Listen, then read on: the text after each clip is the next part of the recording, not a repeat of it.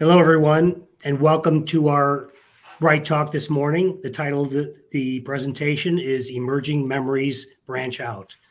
I'll get to introductions in just a moment, but let me go through some legal disclaimers. First of all, this material contained in this presentation is copyrighted by SNIA. I'm not going to go through all this, but just for your information, it's a copyrighted presentation. And briefly, the goals and mission of SNIA. First of all, our goal is to educate end users and industry about the technology and technology work that CMSI supports. Or also, we have our goal of outreach and communicating the benefits of SNIA and the supported technologies and technical work that we do. And the last one is enablement, making SNIA technical work easier to access and to use. So first of all, let me introduce myself. My name is Arthur SNIA. I am the co-chair of the Persistent Memory SIG within SNIA. With us today are Tom Coughlin and Jim Handy. Tom Coughlin is president of Coughlin Associates, which is he's a digital storage analyst and business consultant for technology. He is also the current president of IEEE. He has over 40 years in the data storage industry with engineering and senior management positions at several companies. Coughlin Associates publishes books, market and technology reports, including the storage-oriented events. He is a regular storage and memory contributor for Forbes.com and M&E.com, Media and Entertainment. He is a IEEE fellow. He is a past president of IEEE USA. And he's past director of the IEEE Region 6 and past chair of the Santa Clara Valley IEEE section. He has many publications, and for more information, you can go to tomcoughlin.com. Also with us today is Jim Handy. He is with Objective Analysis. He has over 35 years of experience in the semiconductor industry, and he's a leading industry analyst. Following marketing and design positions at Intel, National Semiconductor, and Infineon, he became highly respected as an analyst for his technical depth, accurate forecast, industry presence, and numerous market reports, articles, white papers, and quotes. And you can reach Jim at the memoryguy.com and also the ssdguy.com. So with that, emerging memories are now found in multiple applications, both as standalone chips and embedded into systems on chips, as they replace established technologies, which include static random access memory, NOR flash, and DRAM. Hi, I'm Tom Coughlin of Coughlin Associates and 2024 IEEE president.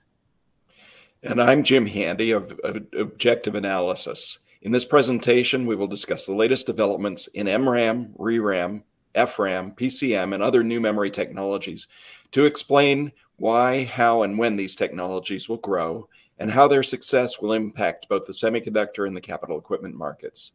In addition, we will show how they will be changing computer architecture, leading to insights into the kind of steps listeners must take to stay on top of this market and to benefit their company's business.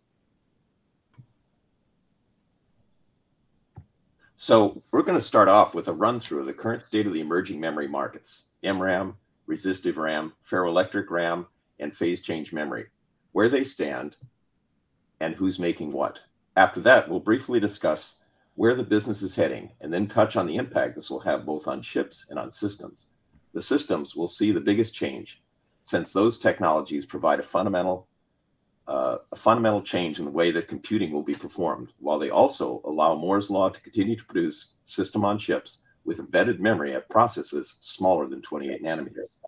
Finally, we will detail what SNIA members and others must do to keep up with these new technologies, or better yet, to bring it to market before their competitors even understand what has just happened.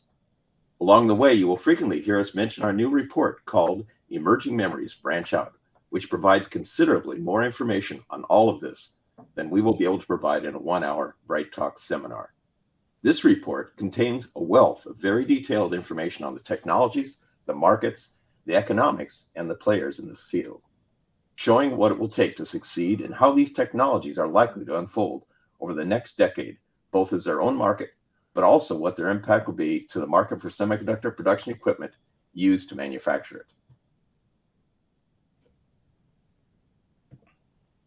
Let's see, there we go. So let's start at the beginning and discuss what's going on with the leading emerging memory technologies. We will provide links to the participants on other presentations that go into more detail on the basis of these technologies. Those who want an even deeper understanding than that can find it in our report. Let's look at the 4 leading technologies: MRAM, resistive RAM, ferroelectric RAM, and phase change memory. There are very many kinds of emerging memories, and our report details them by breaking them into 5 basic types: MRAM, or magnetic random access memory, phase change, ferroelectric, resistive RAM, and others, shown in this diagram as shown in this diagram as the distant line at the bottom. Within each of these categories, there are multiple subtypes, all of which are explained in the report. Some of these memories aren't suitable for advanced process nodes, while others are a much better fit. Certain new renditions of some of these memory types provide advantages that will allow them to displace their older counterparts. Considerable research is still ongoing to develop these technologies, and the report explains each in enough depth that readers will be able to understand the unique strengths of each against the others. The report emphasizes, though, that these multiple memory types can't all coexist as major markets. 1 or 2 will win out, and the rest will become historic relics. We will explain shortly that it's too early to tell which will win, but 2 factors will determine this. The first is cost. Whatever costs the least is the one that will win out over the others. That's always been the nature of the memory market. The second is the economics of scale. If volume gets high enough, then costs will be driven lower. This presents a chicken and egg situation. For a technology to reach high volume, its cost must be low. The cost can only get low by shipping in high volume. This standoff has resulted in the current state of affairs in which NAND flash and DRAM, both of which are produced in enormous volume, are considerably cheaper than any of these technologies at the moment, even though the emerging technologies may be able to produce smaller chips than can NAND or DRAM. So there are all these memory types, and each has a small edge on one over the other. But something that I didn't mention is that they are all persistent. While the DRAM used in main memory and the static RAM used in cache memories, as well as the flip-flops that make up CPU's internal registers, are all volatile memories, they lose their contents whenever power is interrupted. All of today's software has been written around this awkward situation, but that doesn't always have to be the case. In the future, for reasons we will explain in this presentation, which are thoroughly discussed in our report, software and even computer architecture will undergo significant change to take advantage of persistence as basic economics drive it deeper and deeper into the computer. But we're getting ahead of ourselves. Let's first look at the top 4 of these different emerging memory lines on the prior graphic and see what the recent developments have occurred in each one. Let's start off with MRAM, or magnetic random access memory. It's been in mass production as a standalone product for well over a decade, and it's now supported by leading foundries as the embedded memory to displace NOR flash in CMOS, logic processes smaller than 28 nanometers. NOR flash can economically coexist with the FinFET transistors now used for advanced sub-28 nanometer processes. TSMC, Samsung, and Global Foundries all make embedded MRAM on those CMOS logic foundry processes that don't support NOR flash. Although there are many customers for this process, we found 2 that we thought particularly noteworthy: NXP and NetSol. NXP has chosen MRAM for a new generation of automotive microprocessors since they find that technology is well suited to the challenging thermal environment found in automotive applications, as well as in the manufacturing processes used to make automotive systems, particularly that of solder reflow. MRAM is particularly robust in extreme temperatures. Another noteworthy company is a startup named NetSol out of Korea. NetSol is using Samsung's MRAM foundry process to produce standalone MRAM chips to compete against MRAM market leader Everspin. Everspin's current products are manufactured on a 90 nanometer process, while NetSol's MRAM is based on Samsung's 28 nanometer process today, and moving soon to Samsung's 14 nanometer process, which should provide NetSol a manufacturing cost advantage.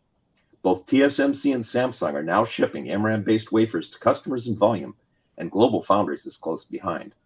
Meanwhile, market leader Everspin continues to produce both newer spin tunnel torque MRAM and older toggle mode parts, which compete against NOR flash and battery-powered SRAM. The company is modestly growing the business with quarterly revenues of about $13 million. Avalanche is a recent newcomer to the market who has focused its marketing efforts on MRAM for space applications. MRAM behaves much better in high radiation environments than DRAM, flash memory, both NAND and NOR, and static random access memory. All of these more established technologies suffer bit losses in high radiation environments. Resistive RAM, or ReRAM, is also supported by these three foundries. And after a series of acquisitions and restructurings, Adesto Technologies' standalone CB-RAM rendition is now in the hands of Global Foundries, which was already preparing to ship another resistive RAM technology for embedded memory and system-on-chips. Weebit Nano, a startup in Israel, has been making good progress in its own resistive RAM technology.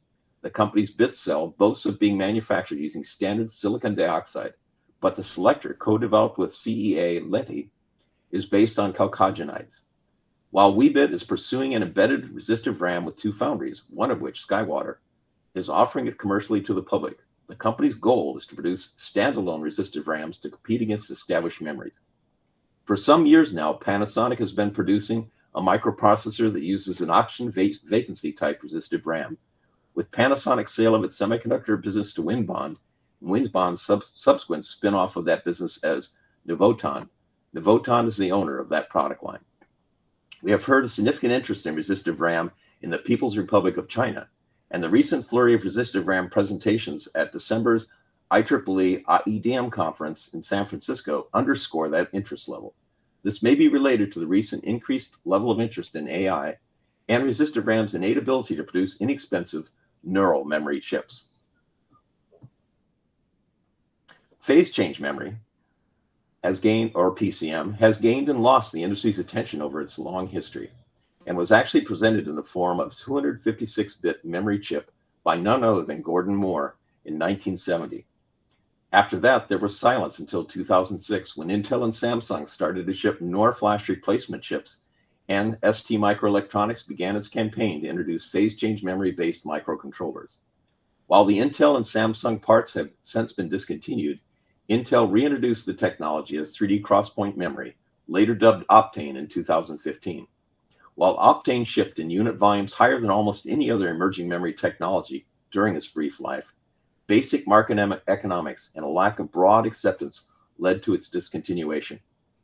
ST Microelectronics, though, still produces phase change memory microcontrollers aimed largely at the automotive market, like those of NXP, mentioned in the previous slide. FRAM, or ferroelectric memory, has the distinction of being not only the oldest emerging memory, but the oldest memory chip in the entire industry, starting with its introduction as the first semiconductor memory technology in 1952. While this chip was never commercially produced, it led to technologies that have been used in East Asian railway fare cards that have shipped in the tens of billions of units, making FRAM not only the oldest emerging memory, but also the highest volume production part. Older FRAM materials, PZT and SBT, were problematic as they could contaminate a semiconductor fab and could not be shrunk to current processes. In 2011, researchers in Dresden found that hafnium oxide, a commonly used semiconductor material, could be used as a ferroelectric layer if doped with zirconium. This has led to a burst of renewed energy in FRAM built with tight process geometries. Last December, Micron was able to present an NVDRAM at a cutting-edge density, 32 gigabits, based on hafnium oxide, and SK Hynix at the same conference 2 years earlier presented an 8 gigabit FRAM built by layering hafnium oxide into the capacitor structure of an industry-standard 15 nanometer DRAM. These announcements give new hope for FRAM in the future.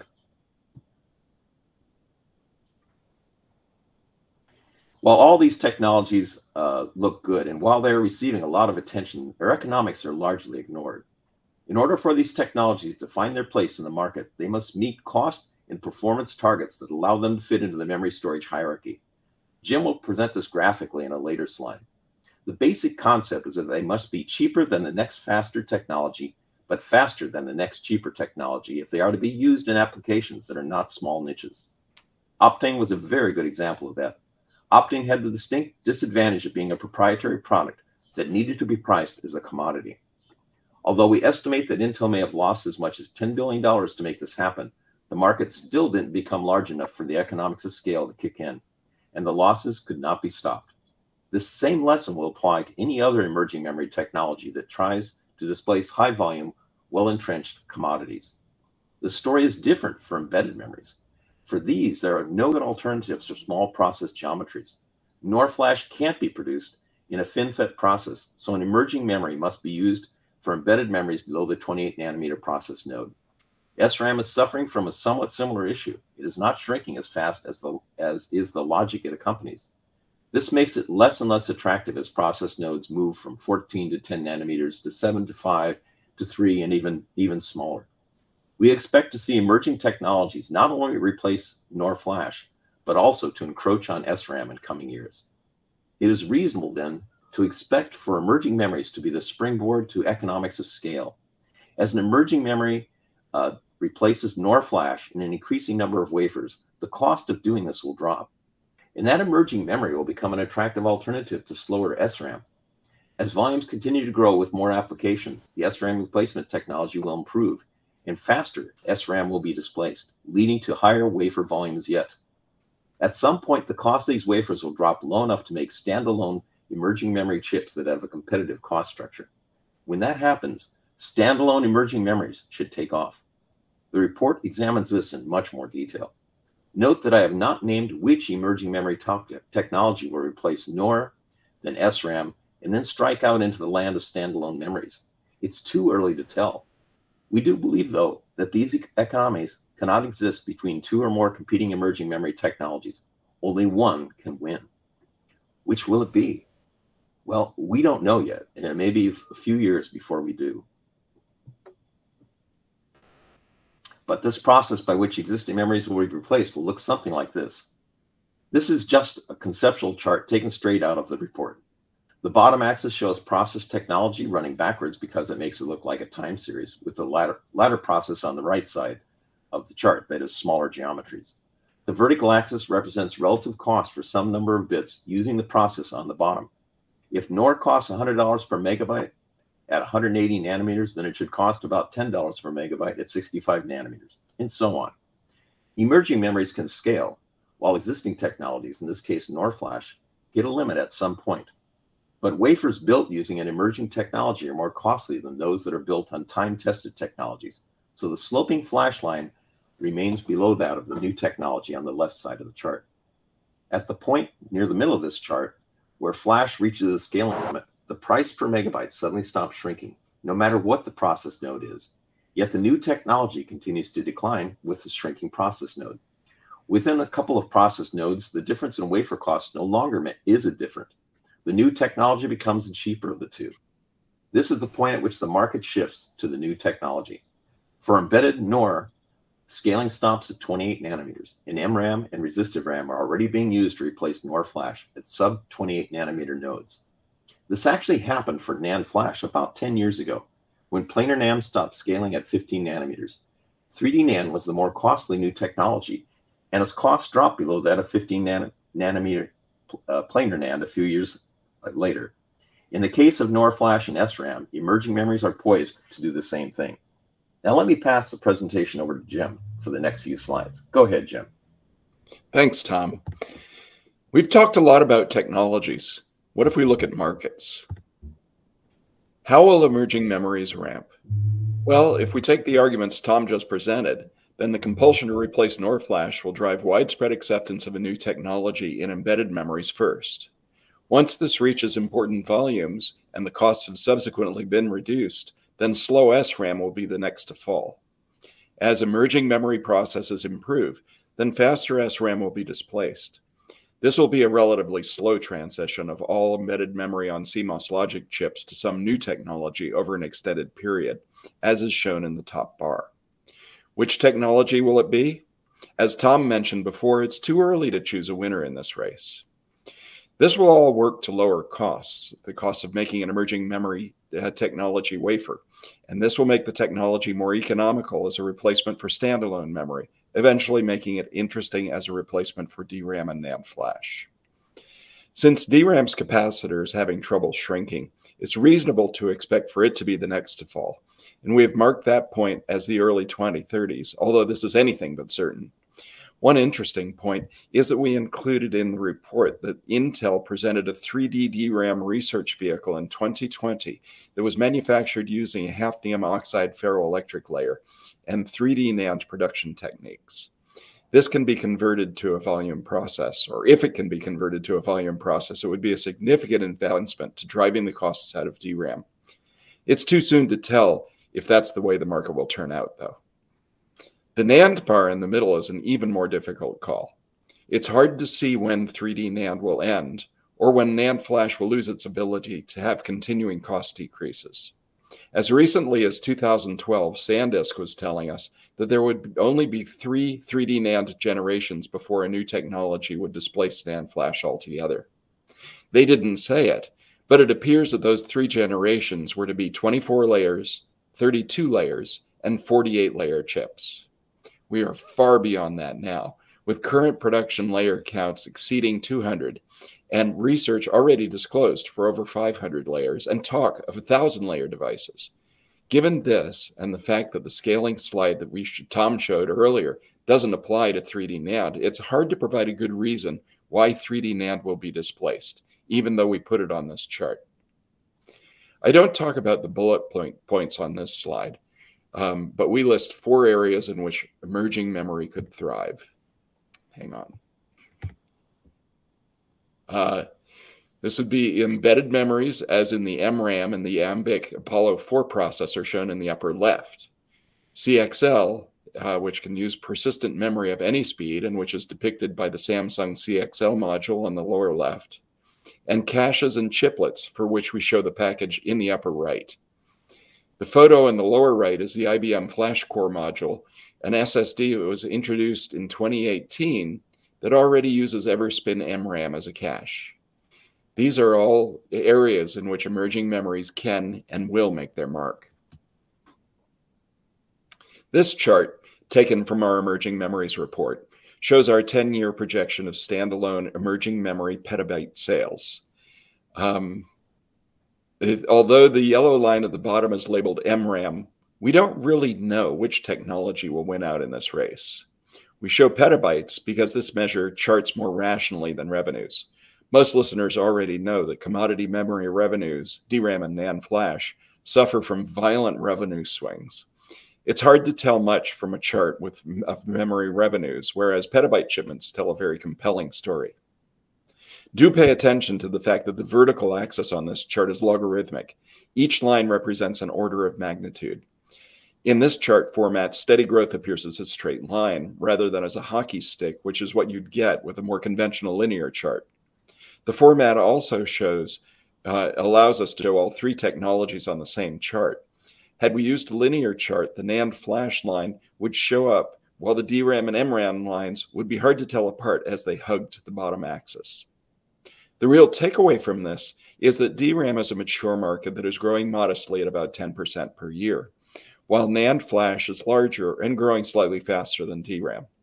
But the emerging memory technology, emerging memory technologies are growing significantly faster than either of the others. Still, emerging memory starts off at about 1/1,000,000th the petabytes of DRAM in 2021 and ends at about 1/15th the size in 2033.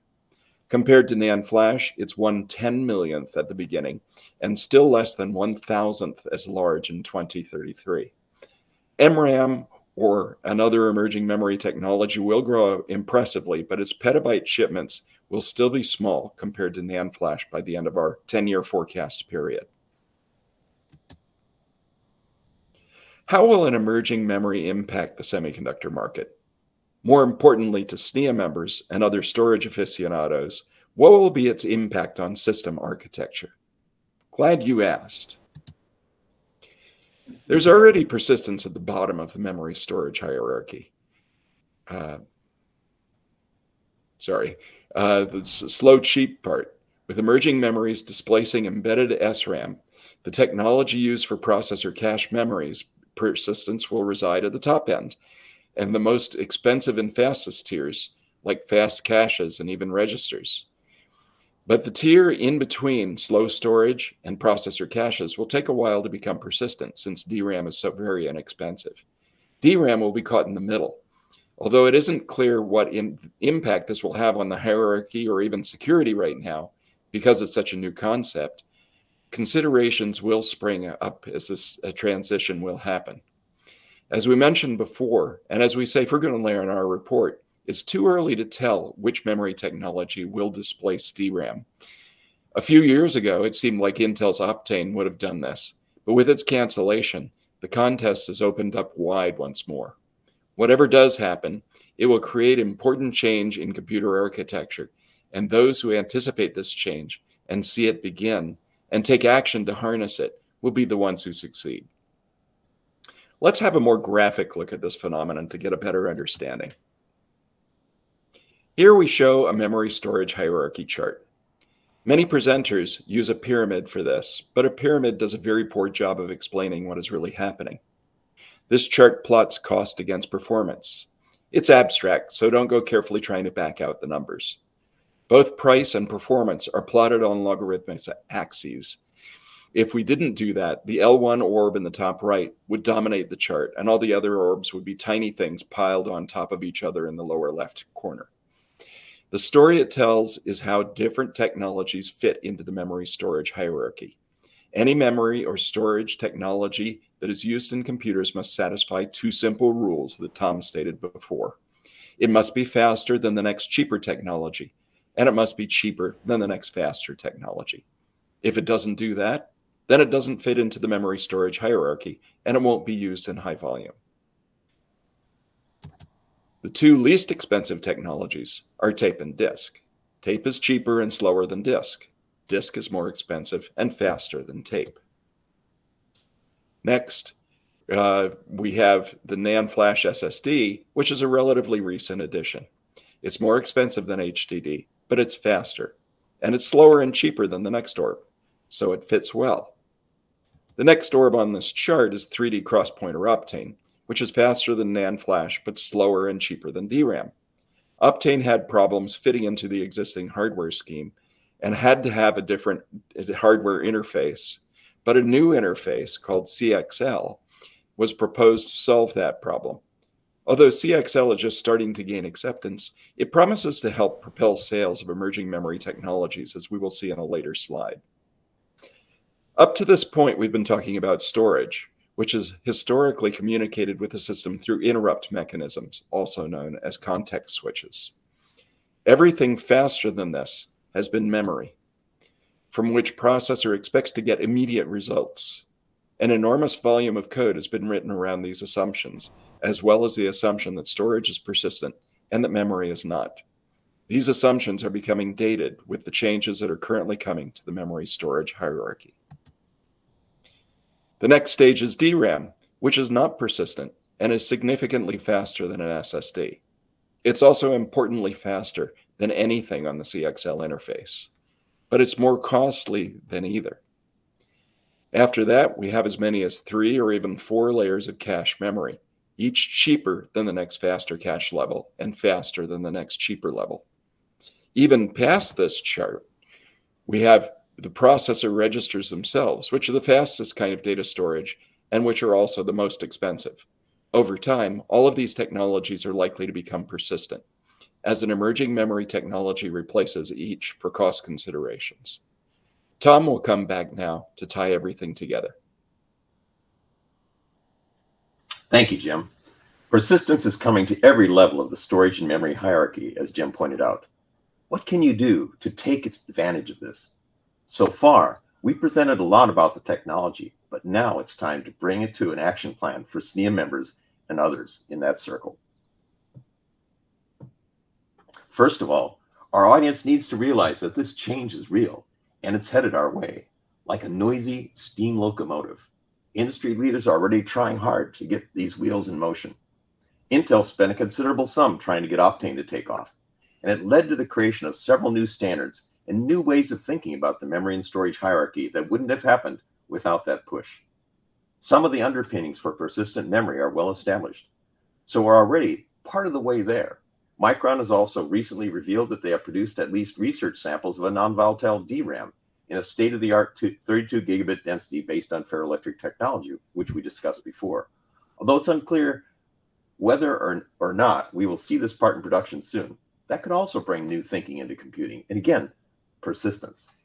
Optane had issues because it was slower than DRAM memory, and its writes were slower than its reads. This is one of the reasons that Intel and other industry leaders have been pushing so hard to bring CXL into the market. CXL can support any type of memory, fast or slow, volatile or persistent, with or without balanced read and writes.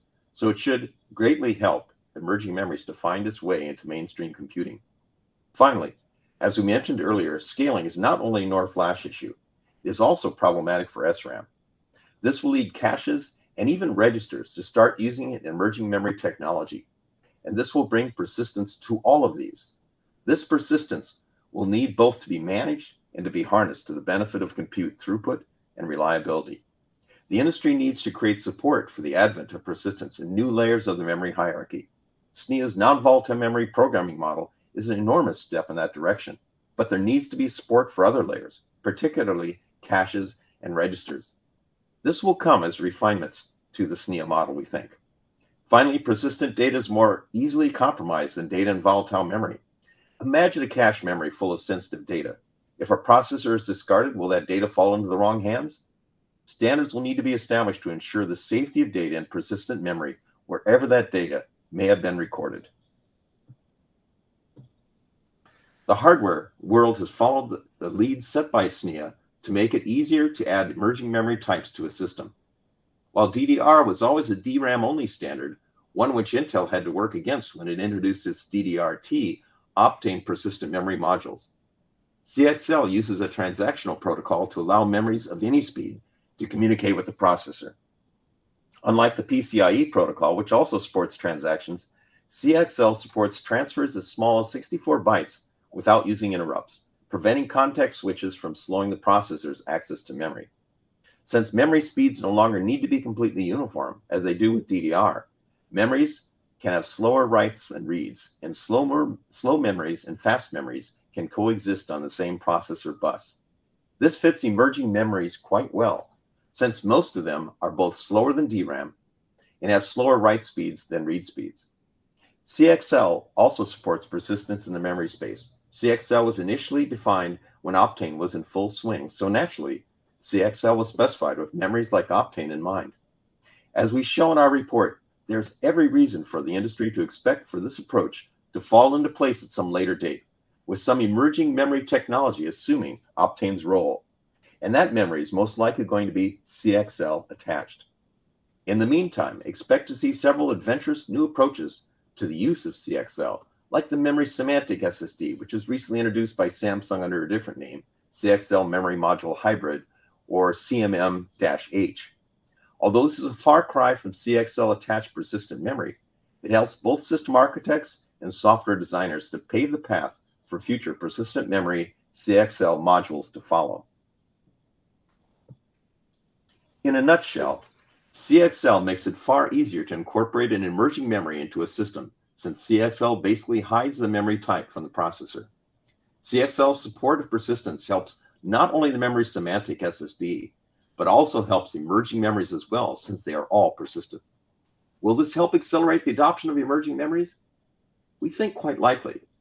CXL is set to ship in very high volumes within the next few years.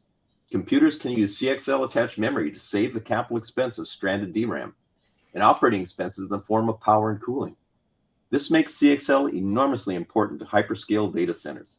Since these companies will already be a big user of CXL DRAM, it will be a small step for them to migrate to CXL attached emerging memories as well, and that will lead to widespread use of persistence.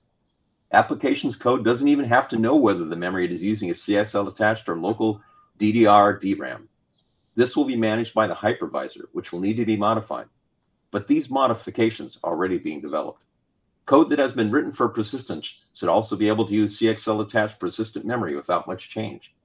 Although the applications aren't required to change, many will be modified to take advantage of CXL attached persistent and volatile memory to accelerate their performance. All this will eventually trickle down to other types of computers, including on-premise servers and PCs, but that will take some time. Let's go to the heart of things. What must you do to take advantage of these changes? Application developers should start early on to consider ways that persistence can improve their code and operations. Systems and operating system developers need to make sure that the correct platforms are in place to allow application programmers to do just that. As we mentioned before, hardware developers will need to consider all of the nefarious ways that evildoers can use persistence to their own shadowy end, so that methods can be devised to thwart those attacks. End users should take on the task of thinking through all the ways that persistence can help and harm them, and to start evaluating the support being offered by their suppliers.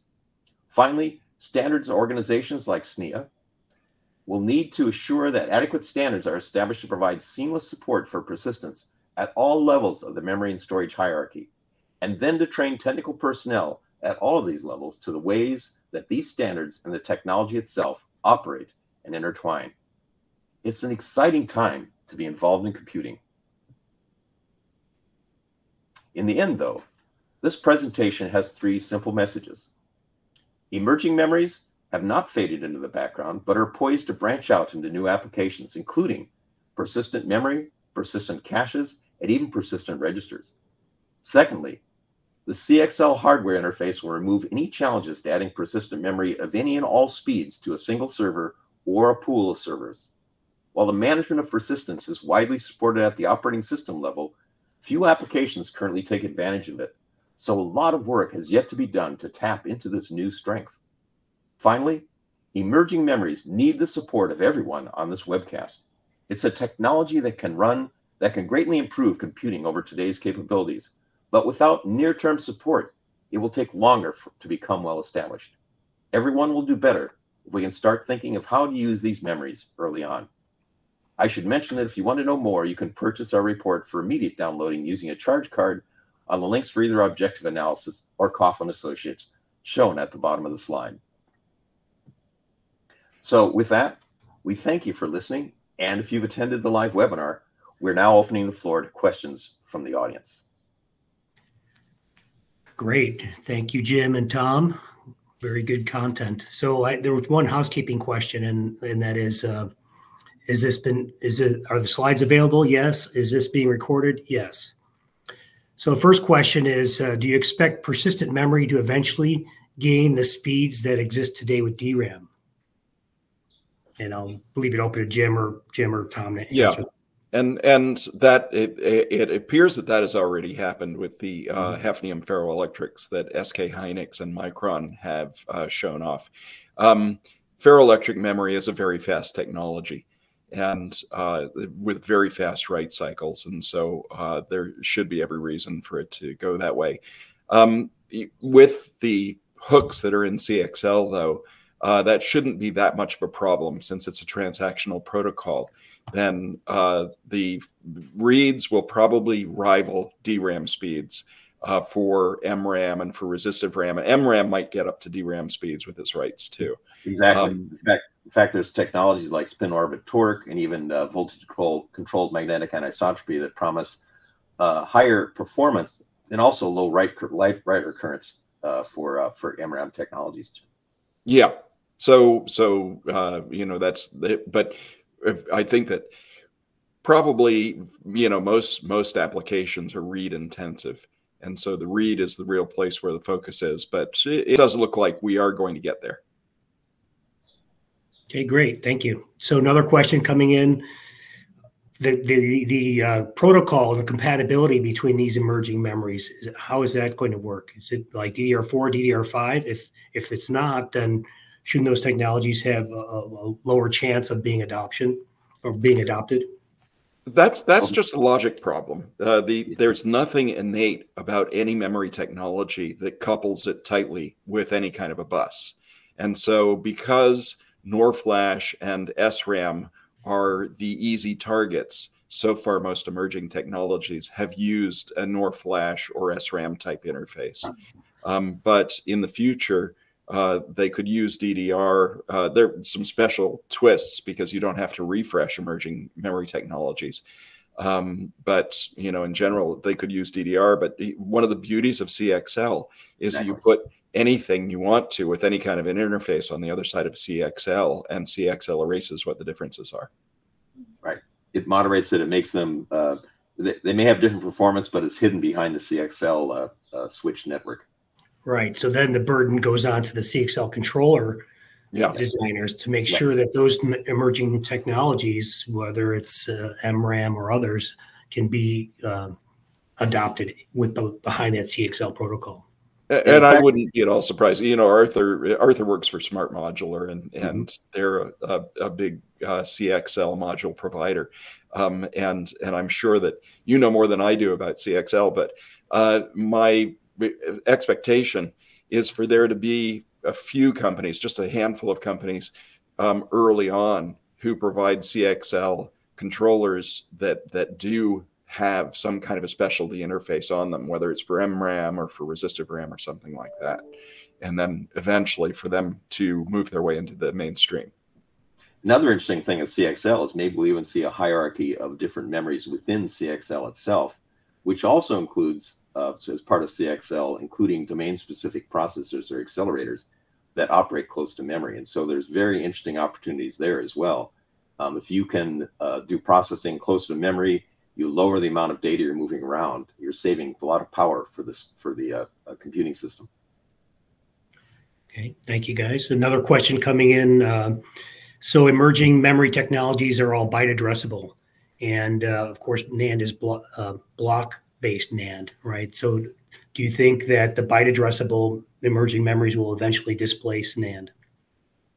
It's a question of cost. And that's something that Tom and I both hammered on in this presentation is if you haven't got costs that's comparable to NAND flash, then you can't really displace it.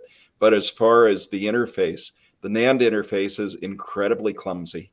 And all of these technologies do have both byte interfaces rather than a block interface, but also they can write in place. They don't need to have a pre-erased block to write into.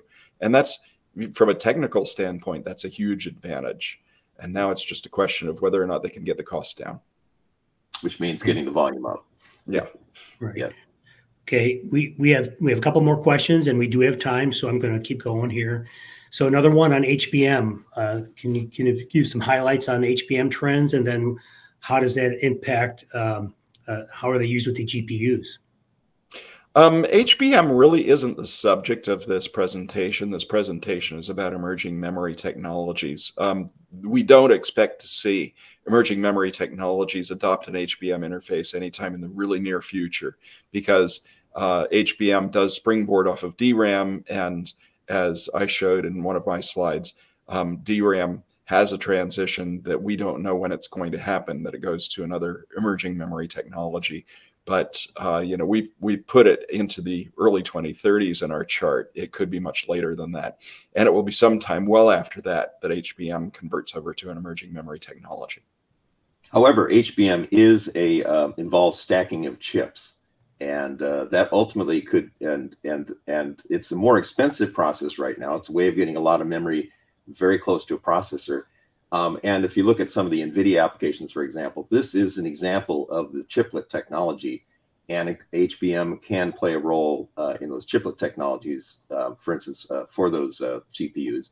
But that's a whole nother area that's going to be using emerging memories as well, is in the chiplets. And we didn't talk about that so much in this presentation, but it is another place for emerging memories to be playing a role. And I guess there's one other advantage to using an emerging memory that I didn't talk about, and that is that it doesn't need refresh. Right. None of the emerging memory technologies need refresh. And I think that more power is consumed by DRAM refreshing than by actual data accesses. And so if you can cut that out of it, then you might be able to stack more chips on top of each other and get even more performance. But I still wouldn't see that as a reason for DRAM to be displaced early on in HBM and then later on in the mainstream DRAM market. Although, you know, if you're doing all those refreshes, there's a fair amount of potential of heat generation by doing that, which may have packaging applications as well. So There may be some niche areas in there where, which could be some of the first ways in which some of these emerging memories are used for those kind of applications potentially, if the performance is good enough. Okay. Yeah, we're getting some great questions here. So another one coming in. So companies like Spin Memory and Crossbar with ReRAM, they have their cost and speed considerations, but what are the minimum envelope features that new emerging memories technologies need, or what do they need to have to gain that momentum that is needed in the market? Interesting that Spin Memory and Crossbar were both spoken of, because neither of those is a company that's actually shipping a product. Spin Memory, as a matter of fact, is out of business. Exactly. So, I think that shipping a product is probably the single most important thing. And I don't mean that they have to make a discrete or standalone SRAM chip or emerging memory chip, but what they need to do is have their technology be adopted by somebody who is shipping something if they're not going to ship it themselves.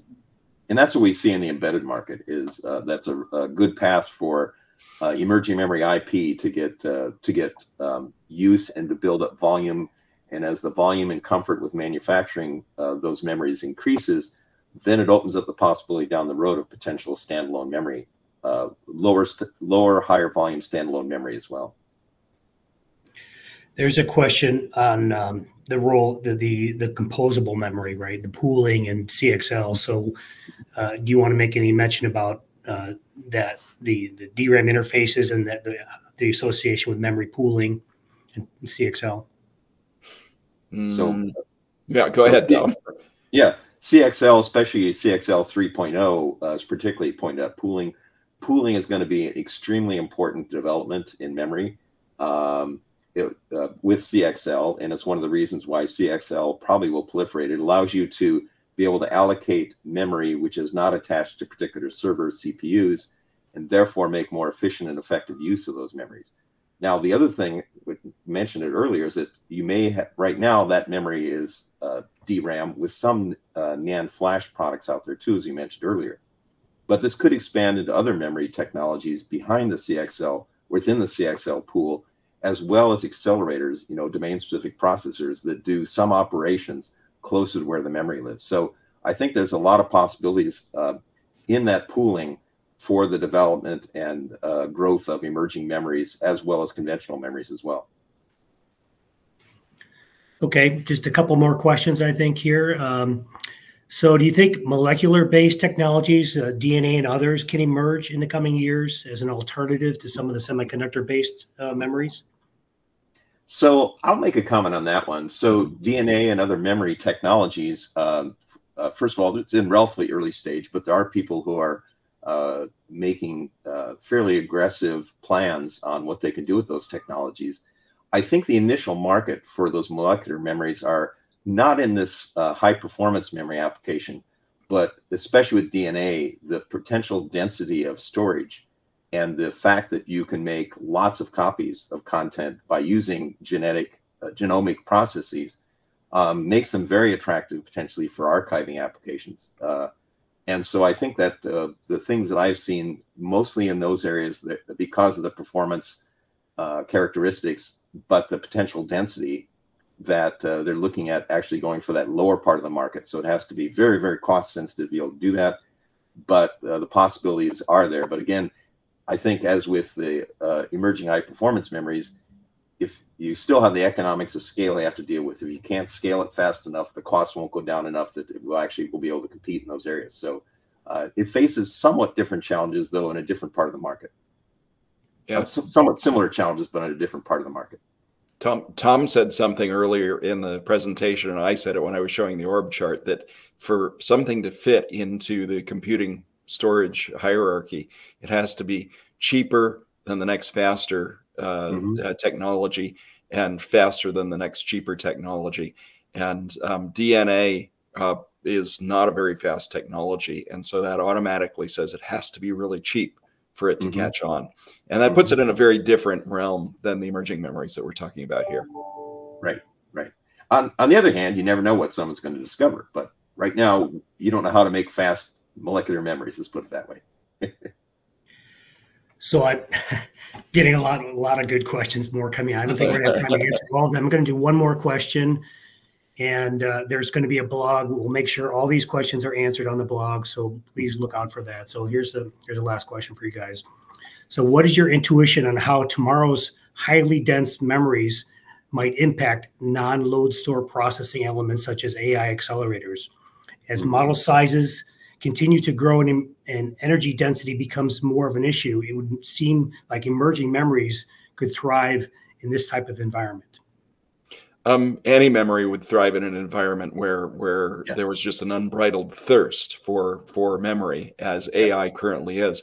But AI is undergoing some pretty rapid changes, not only in the number of the parameters that are examined, but also in the models that are being used for it. I recently read a paper that was written by Apple. I can't remember which conference they presented it at, where they actually found ways of winnowing down the data that was used for a large language model into something that would fit into an iBook. And they were able to get good performance by doing that. It was, you know, they really accelerated things by ignoring data that didn't really make any difference.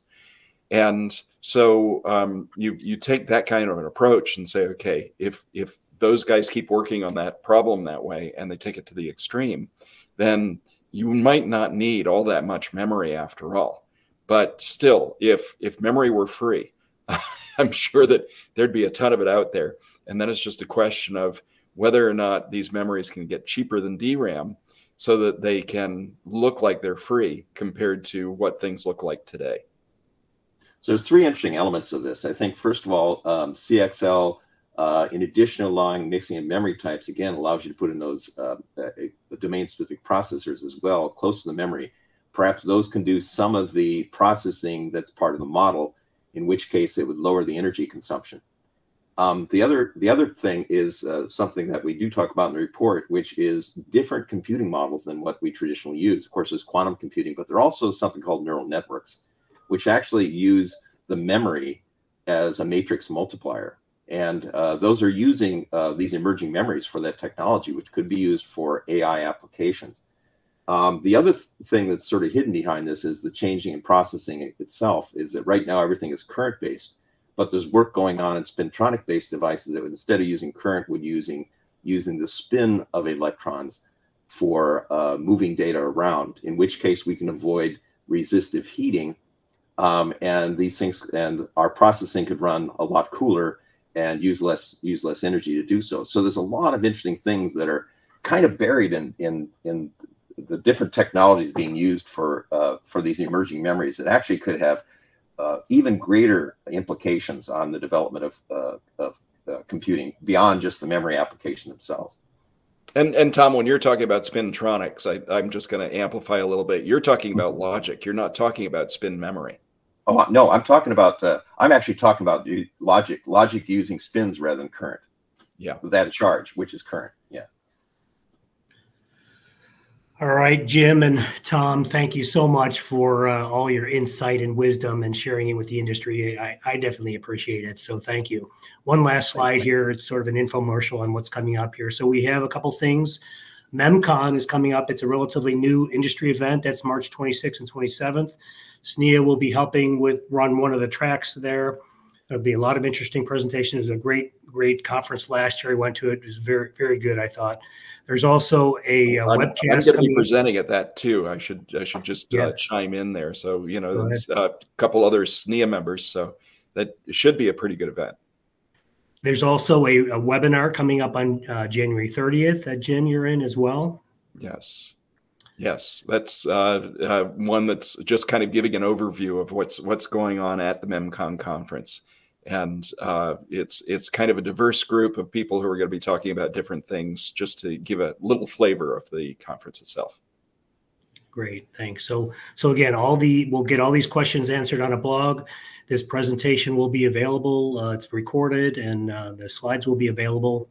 And please look forward to these events coming up in the future, and go to the SNIA website for any additional information you need here. All the website addresses are listed here. And we do appreciate your support and participation. We ask you to rate this presentation as well. If you can take a few minutes to do that, we appreciate your feedback so we can do a better job in the future. So thank you, everybody, for participating. And thank you, Jim and Tom. Thank you. Thank you, folks. Take care. Thanks for joining us today.